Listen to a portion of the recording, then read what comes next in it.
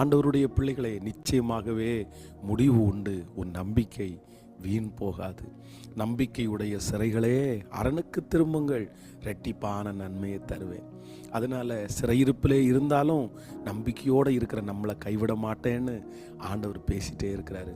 வேதம் சொல்லுது, ஆபிரகாமனுடைய வேலைக்காரன் ஜெபம் பண்றாரு, எனக்கு முன்னாடி ஒருத்தர் போய் வழியை ஆயத்தம் பண்ணா நல்லா இருக்கும் அப்படின்னு. அதே போல ஒரு தூதன் முன்னாடி போய் ஒரு தேவையை உண்டு பண்றாரு. வேதம் சொல்லுது, ரெபேக்காளுக்கு அந்த தேவை இல்லைன்னா அவங்க அந்த கிணத்துல வந்திருக்கவே முடியாது.